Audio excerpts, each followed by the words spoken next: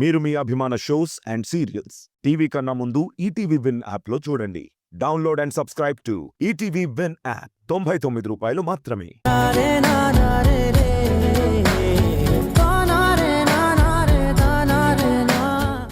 కాంతారాని తారా అని అంటున్నావంటే ఏదో జరుగుతుంది. నువ్వింట్లో ఉన్నావంటే ఏదో ప్లాన్తోనే ఉంటున్నావు. నీ గురించి నేను పూర్తిగా తెలుసుకోవాలి. నీ నీడలాగే నిన్ను అబ్జర్వ్ చేయాలి. ఏంటి తమ్ముడు, ఏదో కొత్తగా చూస్తున్నట్టు చూస్తున్నావు? ఇందాకటి నుంచి నీ ప్రవర్తన చాలా విచిత్రంగా ఉంది. ఏం లేదక్క, నేను నీకు చెప్పకుండా బయటికెళ్ళాను కదా, అందుకని నీ మనసులో అనుమానం ఉండిపోయింది. అందుకే నేను ఎలా చూసినా నీకు అలాగే అనిపిస్తుంది. నన్ను ఇంత అభిమానంగా చూసుకుంటున్న నిన్ను నేనెందుకు అనుమానంగా చూస్తానక్క?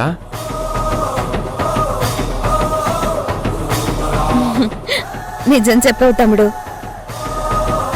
నువ్వంటే నాకెంత ఇష్టమో చూసావా? నీకు తలనొప్పి అనగానే కాఫీ కూడా కలిపించాను. చాలా థ్యాంక్స్ అక్క. నీ చేతి కాఫీ తాగుతుంటే తలనొప్పి ఎగిరిపోయింది.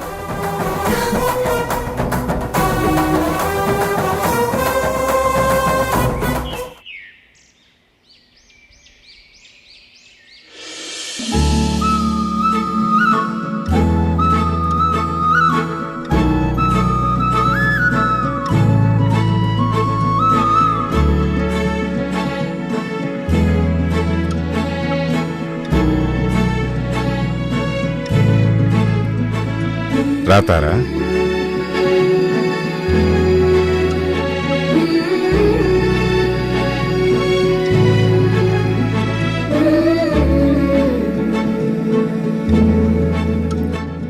తారా, ఇన్ని రోజులు బాబునెత్తుకుని ఒక్కదానివే వచ్చేదానివి, మరిప్పుడేంటి పక్కన ఇంకొకరిని వెంట పెట్టుకుని మరీ వచ్చావు? ఎప్పుడు ఏం మాట్లాడాలో కూడా నీకు తెలియదు కదా. తను ఇంకొకరితో రావడం ఏంటి? అలా వచ్చింది అంటే తన భర్త అయి ఉంటాడు.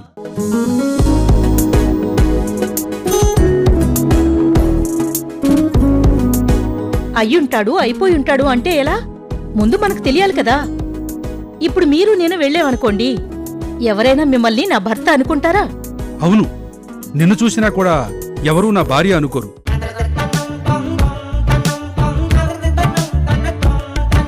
అంతే కదా. నేను అందంగా హీరోయిన్లా ఉంటాను, మీరేమో కామెడీ వినల్లా ఉంటారు. అందుకని మనిద్దరిని ఎవరు జంట అనుకోరు. నీతో మాట్లాడే కన్నా నా చెప్పుతో నేను కొట్టుకోవడం బెటరు. ఎప్పుడు అనడమే కాని ఒక్కసారి కూడా కొట్టుకున్నట్టు కనిపించలేదు.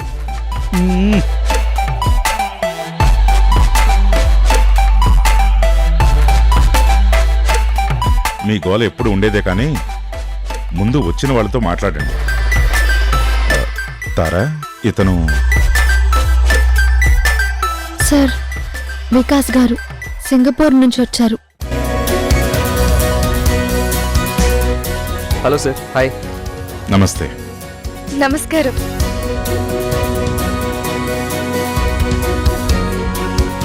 తాజ్మహల్ను చూడడానికి టూరిస్టు వచ్చినట్టుగా ఆ చెప్పడం ఏంటి తారా? నా భర్త వచ్చారని కదా నువ్వు చెప్పాలి. పర్వాలేదండి, ప్రతిసారి నా భర్త అని చెప్పక్కర్లేదు కదా, నా పేరు చెప్తే సరిపోతుంది.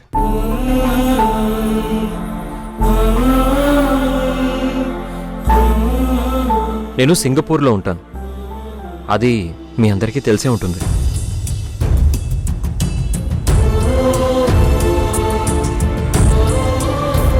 కరెక్ట్గా చెప్పావు. తారా మా ఇంట్లో మనిషిలాగే కలిసిపోయింది. తన గురించి మేమందరం ఎప్పుడూ ఆలోచిస్తూనే ఉంటాం. నీ గురించి కూడా అమ్మాయి చాలా గొప్పగా చెప్పింది. ఇప్పుడు నిన్ను చూస్తుంటే మాకు చాలా హ్యాపీగా ఉంది. అవును బావగారు, మీరిద్దరూ మేడ్ ఫర్ ఈచ్ అదర్ లా ఉన్నారంటే నమ్మండి. మా తారా సూపర్ సెలెక్షన్.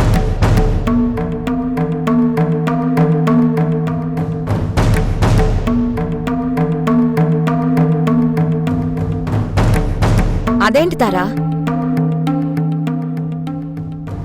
మీ జంట గురించి సృజన అంత గొప్పగా చెప్తుంటే నువ్వేంటి కనీసం థ్యాంక్స్ కూడా చెప్పకుండా అలా మౌనంగా ఉన్నావు?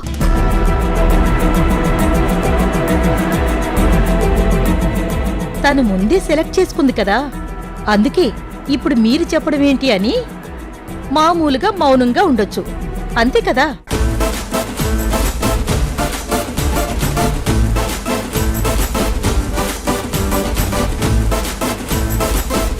ఎవ్వరు ఏ క్వశ్చన్ వేసినా సమాధానం నీకు నచ్చినట్టుగా నువ్వే చెప్పేస్తావు. అదే నీలో ఉన్న గొప్పతనం. ఊరుకోండి, అందరి ముందు మీరు నన్ను అలా పొగుడుతూ ఉంటే నాకు సిగ్గేస్తుంది.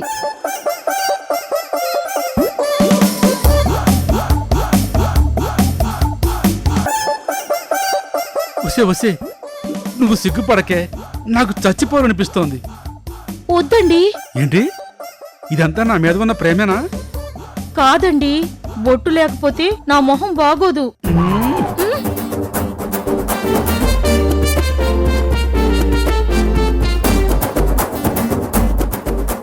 సరే కానీ వికాస్, సార్ సింగపూర్లో అంతా బానే ఉందా? బాగుంది సార్. అయినా నువ్వక్కడ, తారా ఇక్కడ, నువ్వు సింగపూర్లో ఉండటం ఏంటి? మీ ఇద్దరు హాయిగా ఇక్కడే ఉండొచ్చు కదా, అందరం ఇక్కడే ఉన్నాం కదా.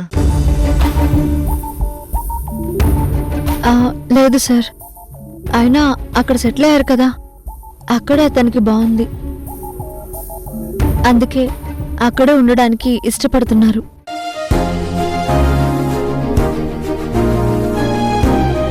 పోనీలే తారా, ఎవరికి ఎక్కడ నచ్చితే అక్కడే ఉంటారు. కానీ ఇప్పుడు మాత్రం కరెక్ట్ టైంకి వచ్చారు.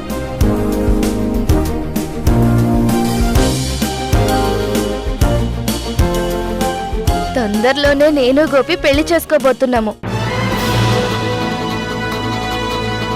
మా పెళ్లి సమయానికి మీ జంట మా కళ్ళ ముందుంటుంది.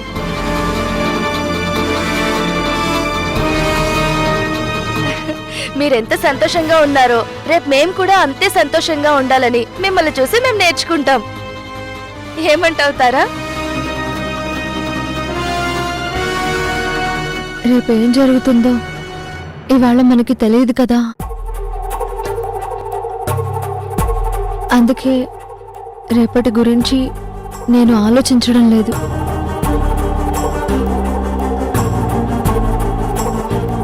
అయ్యో, అలా అనుకుంటే ఎలా? రేపు ఉందంటేనే కదా ఈరోజు మనం సంతోషంగా ఉంటాం. మరి వికాస్ గారు కూడా ఏమంటారో? నా తార ఏం మాట్లాడినా అందులో ఖచ్చితంగా ఒక అర్థం ఉంటుంది. అయినా ఇప్పుడు ఇవన్నీ ఎందుకు? ముందు మా ఇంట్లో ఫంక్షన్కి మీరందరూ రావాలి. మీ ఇంట్లో ఫంక్షన్ ఏంటి? మీ మ్యారేజ్ డే సెలబ్రేషనా? కాదు సార్, మా బాబు బర్త్డే. మీరందరూ తప్పకుండా రావాలి.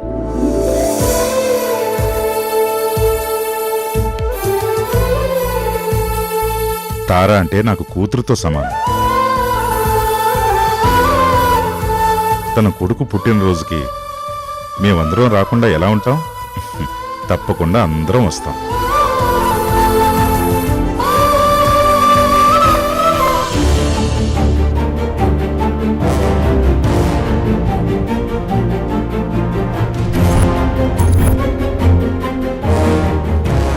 ఏంటి తారా, అందరూ ఇక్కడ మాట్లాడుతుంటే నువ్వెవరి గురించి చూస్తున్నావు?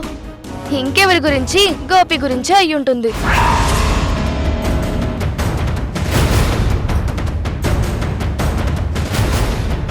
అవును, గోపి కూడా తారకు బాగా కావాల్సిన వాడే కదా. అందరం ఉన్నాము, గోపి కనిపించడం లేదేంటా అని చూస్తోంది, అంతే కదా.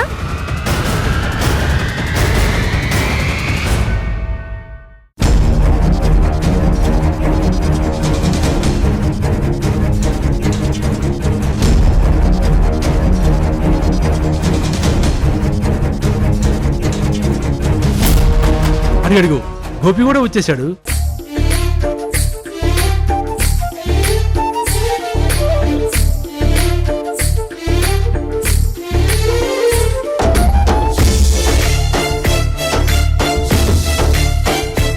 గోపి, రేపు రేపు మా బాబు పుట్టినరోజు పార్టీ ఇస్తున్నాం. నువ్వు తప్పకుండా రావాలి. సారీ మేడం, నేను రాలేను.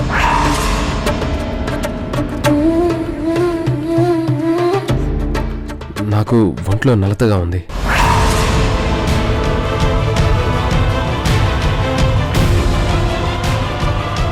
అదేంటి గోపి, నువ్వు రాకపోతే ఎలా? నువ్వు తప్పకుండా రావాలి. చెప్పాను కదా సార్, నేను రాలేనని. అయినా వీళ్ళందరూ వస్తున్నారు కదా, ఇంకా నేనెందుకు చెప్పండి.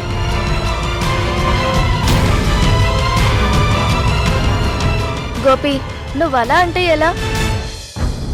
తార ఇంట్లో పార్టీ అంటే తారల్లా మనిద్దరం మెరవాలి కదా. పైగా కాబోయే కొత్త జంట. మనం ఎంత హ్యాపీగా ఉన్నామో ఆ పార్టీ కూడా అంతే హ్యాపీగా ఉండేలా చెయ్యాలంటే మనం తప్పకుండా వెళ్ళాలి.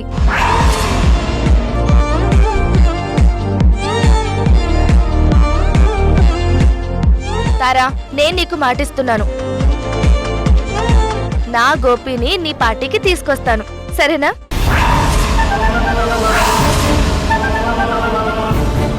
ఏంటి తారా, చెప్పింది కదా సృజన, గోపిని తను తీసుకొస్తాను అని. తనకు కాబోయే భర్త కాబట్టి తప్పకుండా భార్య మాట వింటాడు.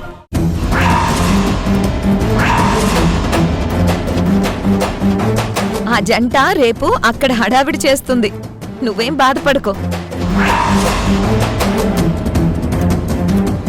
సరేనండి, ఇక మేము బయలుదేరుతాం.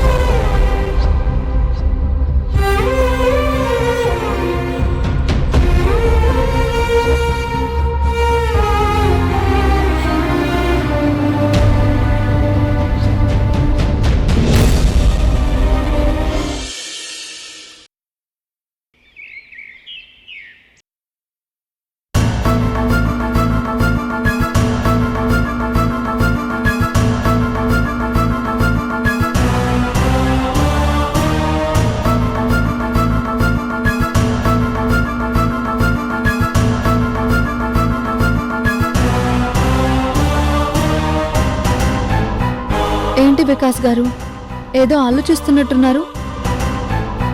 నీ గురించే తారా. నీ విషయంలో గోపి ప్రవర్తనలో ఏదో మార్పు వచ్చింది. అది ఎందుకు జరిగిందా అని ఆలోచిస్తున్నాను. నా గోపి మారిపోతాడని నేనెప్పుడూ అనుకోనండి. నా ప్రేమ మీద నాకు నమ్మకం ఉంది.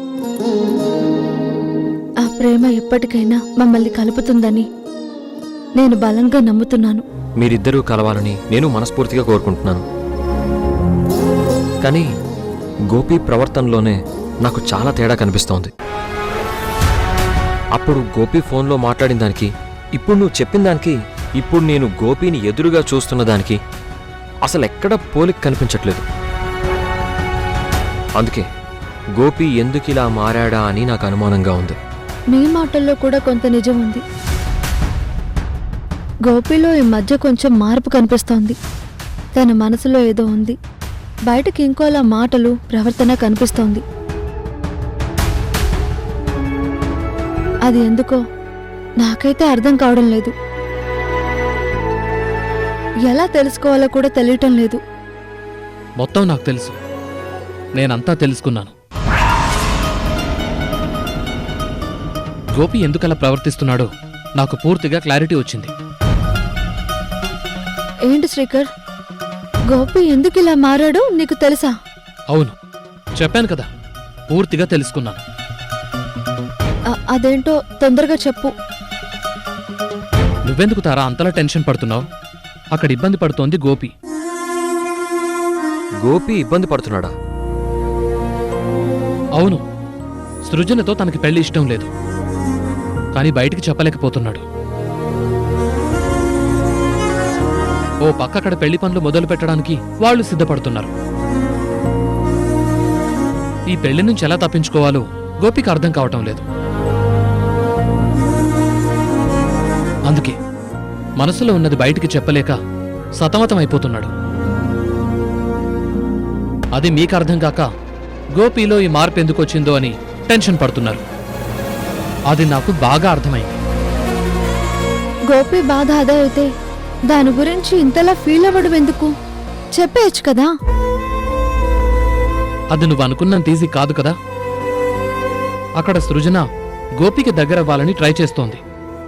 తనని ప్రేమిస్తుంది కదా. అందుకే గోపి తన మనసు నొప్పించలేక ఇబ్బంది పడుతున్నాడు.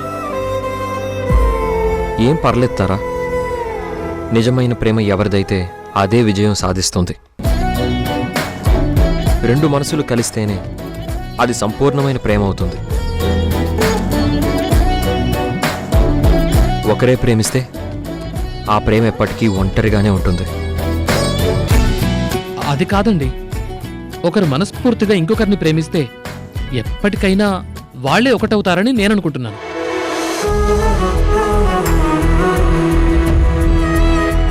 అందుకే కదా సృజన నా సొంతం కావాలని నేను కోరుకుంటున్నాను. తను మా మామయ్య కూతురు. తను నా జీవితంలో ఉండాలని నేనెంతగానో అనుకుంటే తను మాత్రం ఆ గోపిని కోరుకుంటోంది. అది నాకిష్టం లేదు. నా గోపి నాతో ఉండాలి. మేమిద్దరం ఎప్పటికీ సంతోషంగా ఉండాలని నేను కోరుకుంటున్నాను. మా ప్రేమని ఇబ్బంది పెట్టేవాళ్ళు ఎవ్వరూ ఎప్పటికీ మా ఇద్దరి మధ్యకి రాకూడదు.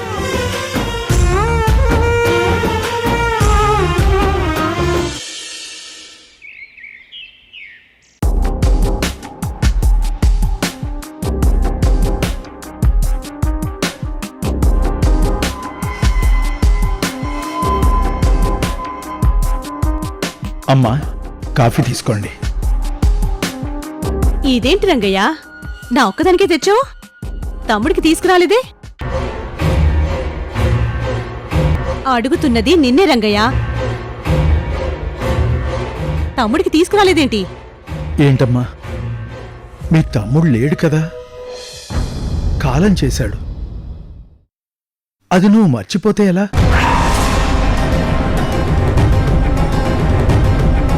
నా తమ్ముడు లేడన్న విషయం నేను జీర్ణించుకోలేకపోతున్నాను రంగయ్య. నా తమ్ముడు బాగుండాలని, వాడు విదేశాల్లో సెటిల్ అవ్వాలని ఎన్నో కలలు కన్నాను. కానీ నా తమ్ముణ్ణి కాలరాస్తారని, మట్టిలో కలిపేస్తారని తెలుసుకోలేకపోయాను. ఇన్ని రోజులు నా అధికారం అడ్డు పెట్టుకుని నా తమ్ముణ్ణి కాపాడుకున్నాను. కానీ వాడి ప్రాణాల్ని కాపాడలేకపోయాను. చెప్పాను కదమ్మా, మంచి ఇప్పుడు కాకపోయినా ఎప్పుడో ఒక రోజు ఉపయోగపడుతుందని. కానీ చెడు ఆ క్షణాన తప్పించుకున్నా ఏదో ఒక క్షణాన్ని బలి తీసుకుంటుంది అని. అప్పుడు మీరు నా మాటని పట్టించుకోలేదు. ఇప్పుడు బాధపడినా ప్రయోజనం ఉండదు. చూడు రంగయ్య, నా తమ్ముడు చనిపోవడం మంచిది అన్నట్టు నువ్వు మాట్లాడడం నాకు నచ్చలేదు. వాడు ఎలాంటి వాడైనా సరే నా తమ్ముడు. వాడిని చంపిన వాళ్ళు ఎవరైనా సరే నాకు శత్రువులు. ఇప్పుడు వాళ్ళు హ్యాపీగా ఉండొచ్చు, కానీ వాళ్ళకి జీవితం అనేది లేకుండా చేస్తాను. నా తమ్ముడు పడిన నరకాన్ని నేను వాళ్ళకి చూపిస్తాను. ఎక్కడున్నారో తప్పకుండా తెలుసుకుంటాను.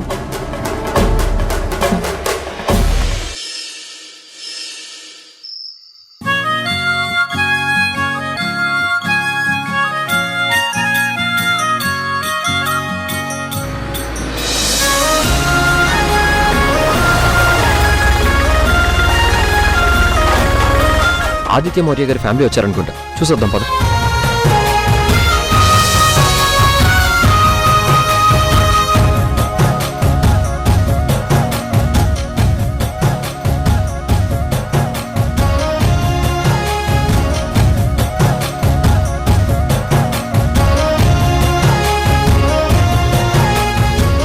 అదేంటి, ఆదిత్య సార్ రాలేదా? సార్కి హెల్త్ బాలేదు. అయ్యో, సార్కేమైంది? ఆ, భయపడాల్సిందేం లేదు. వద్దన్నా వినకుండా మధ్యాహ్నం స్వీట్స్ ఎక్కువ తిన్నారు. దాంతో షుగర్ కొంచెం పెరిగినట్టుంది. అందుకే టాబ్లెట్స్ వేసుకొని రెస్ట్ తీసుకుంటున్నారు. బావగారి తరపున మమ్మల్ని విశేష చెప్పమని పంపించారు.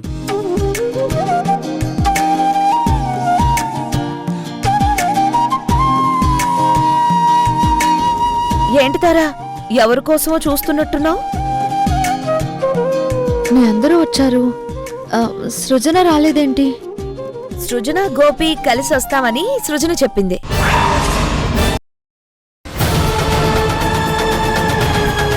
తారా, నువ్విక్కడుంటే అందరూ అక్కడేమనుకుంటారు? నా గోపి నాకు కనిపించే వరకు నా మనసు ప్రశాంతంగా ఉండదని నీకు తెలుసు కదా.